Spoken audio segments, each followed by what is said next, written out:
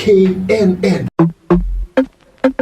koonkan aadmiga jooga qof kasta kurbadiisiyo kaskiisuu hadlayaaho dadku waa kalamaan haddii aad kululaato halla boodin ka shee kaalintaada ka qaado dadku waa kalamaane wixii kula wanaagsan qaar baa kohanayee ha kasoomin dhegayste dadku waa kalamaane intaasi waa kaftan waanee markanna ku soo dhowaada xubintii kalamaan si aad u hesho xubinta kalamaan ee ka baxda maalin kasta radio kulmiye fadlan subscribe saar janalkan KNN maleska dhaafo qawiil kan maleska dhaafo qarhowgan maleska dhaafo axmed madoobe maleska dhaafo doorasho dadban maleska dhaafo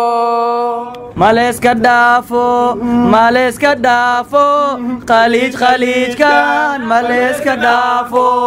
wareer kalmaanow maanta macallin maxamuud ma yacazuume oo dhuusmareen ma u socotaan war macallin maxamuud laftiisaba xasan daaro weys baa casuumaan la yiri warteesi walaagi goroor laga galaa fuud laga gala faday haddii sangroobo casuumaadka kaas asiinku weeli wir macallin maxamuud siinku weelo yahay waare xad ka rabtaa سلامينا شيخين محمودا سلامينا بعدو إنا سلامته وحق شيخ محمود أو عبد الله عريف تفسير كقرآن كأيان إذا عدها رنك ودن دقيستا ورياضة موالنتين قبيل هل الدايو وقرح هل الدايو وقليج هل الدايو تيلو الدايا سوقر شياشي غرابك إيضانها ماهن ما واحد يا فيانك اسكاشتة غرح ليدي ورلانكو يوني ما iska aglugo lankoota kor isla hadalni may arayniyow beero qodanen garanna suubsanen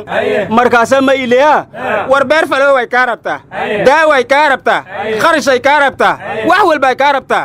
wax la beerta qabiil wax ugu fiican malaha igaar 20 jir oo kawla meel oo yimid aad u jeedina beeka am garabkaada ka hargufay reer hibilan ah ee ku leeyahay war aan beerano way yari war maanta hogaamiye beeshil caadi caalamka James Iswan iyo wafdi hogaamiye kismaayo aadi maandhow James Isman waa ina ahayo waree dafaaca James ku kaysata ma joogtide nadagayso xildhibaan wixii bedelka joogana maanta kismaayo aadan ayaguna war ma qaraaba laga sheegay saw kismaayo kistaada lama dhihin war kismangaadna kismaayo kisak weydiyan fadlan ku shubay war kismaayo badbaado qarna ka soo baxday maandhow ma nolol iyo nabada tagtay war dad madanaatiine waxa la rabaa dadkii isku hay doorashada Jubbaland in meel la soo keeno war yaa Jubbaland isku haystay odayaa joogay iyo niman kula dhagane anigu adaga waxaan ka shakiyay xala markuu fiqo u tagay sababtoo ah fiqo meeshuu tago waa lagu kala tagaa wali waxyadii lagdameene yay ku leefina kaleexo wali waxyadii lagdameene yay ku leefina kaleexo war wasiirkii dawladda awada Omar oo ah musharax madaxweynaha Jubbaland wariye baafa wuxuu ii sheegay asagoo uliisa wato inuu kismaayo aadayo oo kismaayo wali ma ula lagu dagaalamaa war Jubbaland Etoobiyaankii tagay maxay sheegeen war waxaan idin weydiiyay doorashada Jubbaland wuxuu wasiirka arrimaha guduhu inta u tago madaxweynaha xamar ugu soo diri waayay sidii xaaf ishiisa laga gartaa ushiisa lagu dila war anigu waxaan leeyahay waa tuu galmudug joogay iyo jawhar iyo baaye waa tuu Puntland jaba culus janyuhu suray Jubbaland khilaafkii hadduu jaanta sii dhigay jameecooyin wadawaal oo tood u kala jeeda oo jeenan baa soo caba dhaliyay jaaja war Cabdirashiid Xidigo shalaka Ismaaciil wuxuu yiri markii madaxweyne la ii doorto toosan buu u fariisinaa yiri war xidig war kama haysida wuxuu yiri nin waliba suu raba hadii laga yeelayo aniguba mar horaan madaxweynaha Soomaaliya noqon lahaa horaan waxa loo yiri bursaliti bajinimo bes lahaynin mukubashanayo wariyada reer kalamaan war ma haysiin hees cusub soo baxay xaw yaada heesku soo dir qarashka soo dir qarashka soo dir wan ku dooranayna soo dir bando warunta gacnaan dufan lahayn wax ma duugaan ilaa dhalay musuqmaasuqa in kaana kugu dhacday war waxa la yiri ninkii keligii garama laga ma gar helo ninkii keligii ordana laga ma dheereeyo nimo wax tareena la yiri rumigiis iskal waay war lanka kano mahmaadi inka ku dheeloy lang mogdika danfirigi ino danfirigi usiiska aale dadkana ma arwayaan aleeri war mahmaayadaha nooga dheelina waxaa la yidhi nin muraayaddaa waday foolxumo isdiidsii wareer kalemaana war ma haysaan sanad guuridii galmudug baraha bulshada ka socota ee u hambaliyey war ma haysaane heestii ugu beenta badnayd sanadkan waxaa loo aqoonsaday hees galmudug loo qaaday war axmed sheekh nuur miyaa sameeyey heeskaas galmudug waxa ay ku caan tahay maamul wanaagay ku caan tahay war waa beentoodana waxaan dhihi lahaa galmudug waxa ay ku caan tahay khilaafya qaylay ku caan tahay war galmudug waxa ay ku caan tahay looma dhamma ay ku caan tahay war heestaa galmudug nin axmed faaruuq la yidhaahda baa bedelay wuxuu yidhi galmudug waxa ay ku caan tahay col iyo diriir bay ku caan tahay dad iscunayay ku caan tahay iscayrcayrsashay ku caan tahay car iyo wir bay ku caan tahay carun qulqulayay ku caan tahay wadaad cartamayay ku caan tahay cawaanis dishay ku caan tahay eber iyo cidlay ku caan tahay anna waxaan ugu daray intaasaan ku soo koobaya ayaanan sii badin adkay cunaan caane ku cabaan see loo celi karaa cawashirko waryaada reer kalamaan war wuxuu ma ogidiine ra'iisul wasaaruhu maanta wuxuu booqday ciidankii shalay ku soo dhaawacmay awdhiigle war heedhe ma u hambalyeeyey waxaad tihiin geesiyaal u dhaawacmay qarankiinna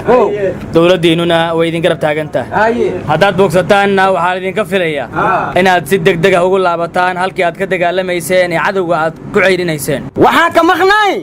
dhibkiina dhafalaan iga dhigi ma dhahay warnimayo waxaa la yidhi dhaawoco dhayma waraabiye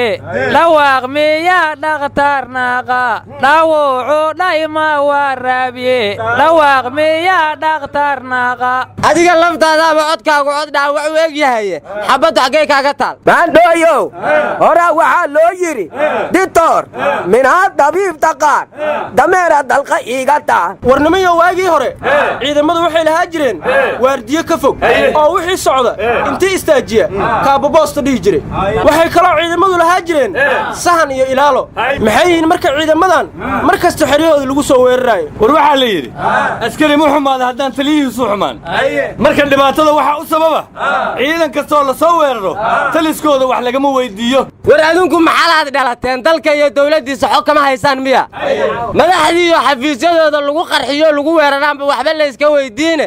ciidan xeradiisii lagu weeraray see wax laysaga weyddiinayo adinku ugu xiiqaysaan ciidamada dalkoo way hurdoonayaan ciidamadii dalkoo way mashquulsan yihiin ciidamadii dalkoo way mirqaamayaan ciidamadii dalkoo war mashaahada kaloo militariya miyaa timid war kuwaan waddooyinka taaganoo samaacadaha shitiyo waardiyaha ma arka miya maya waxaan arkay waardiyaha geemka ciyaara dagaal baa lagu jiraayey ciidanka hurdow toos waryada hees ma taqaaniin dhegaysta aabbe madaxuu xooshiyo hooyo xihan asaayi iyo dhallinyaro xanuunkii guracyadu xakaarshaad u tihiin xijaab iyo xirsi lagu ilaalashee militari xasuusnow war saas maahana waxay ahayd adinkaan arligeenna idiin idmanee na ilaalsha ammaanka allah bixiye war waxaa la yidhi dhulxow roob ka dhiba dhagaxna dhunkooshaxu ka dheefa oboy ambar dhafanaanta sayti awlaada dhulku ka aruurida may mooshiidiya war dadku si ay isugu filaadaan waa inay golayaashii deegaanka samaystaan deegaan baxday ubax dilaacday war degmo kasta si ay maamul u yeelata golaha deegaanka la dhiso deegaan dhisto danihiin gartaa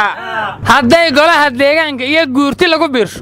tala noo gorfeeyaan bulshada tanuma gaartiin hadduu meel wada joogo dadku waa iswarsadaa waxna waa isla garsaaye dantannii wadareed iyo golo maamul degaana ma wakiilo karnaa war heedhahaya gobolkan banaadir in maamulkiisa la soo doorto oo golayaal deegaan uu yeesho waa muhiim laakiin haddii saas la sameeyo madaxtooyadu xaggee ka helaysaa lacag ay siyaasadda ku kala maarayso oo kaambeynada ku kala fuliso war haan iyo hortaba arabtaan qayliisdaana arabtaan isugayliisdaana noo dhisi wala yaaqay waryaa golo deegaan haddaan la helin dadku xaggee ka helayaan maamul toosan golayaashii deegaanka in la doorto weeye war deegaankeeda ay ku taallaahe naga taga hadda dhis adigu maama hadda dhis waraysa may kullu faniga dil hala doorto waa la naga taga qaar ilaahay idin siiye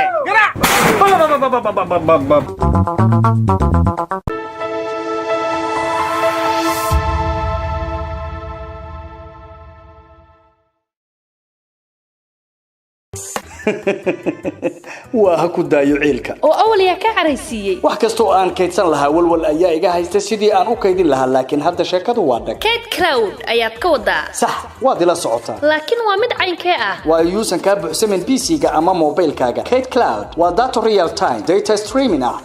ku darso data waxaa lagu macneeyaa saliid cayriin ah oo qofka uu ka isticmaal badan yahay waa uu ka caqli badan yahay علشان شنطة nin ee Mareykanka ugu lacagta badan waxay ka sameeyeen isticmaalka data waxa hubaala in Kate Cloud yahay daatada qarnigan waa amri badan yahay saalna kuma buuxsamo waxaadna ku kaydsan kartaa documents videos audios pictures iyo wax kale oo ka badan waa sahal isdiiwaangelinta Kate Cloud tusaale waxaad gelinaysaa magacaaga emailkaaga telephone number iyo password aan la qiyaasi karin data meeshay doonto hataa loo si sahal ayaad ku soo qaadan kartaa si aad ugu shubato Kate Cloud adigoo isticmaalaya upload Kate Cloud waxa aad ka helaysaa 2,000 GB oo aan muddo sanado ah si sahal ku buuxsamaynin iyo 5,000 GB oo qiyaasta sanado ka badan ah waxaadna ka heli kartaa inta daato kayd ee aad u baahan tahay sidii loo helay Kate Cloud waa laga gudbay computer ama mobile buuxsama علشان Kate Cloud wixii farantiis dheerna waxaad kala xiriirtaa emailkooda waa info@katecloud.com ama muqdisho waa eber 68 10 29 29 ama hargeysa eber 633 eber 5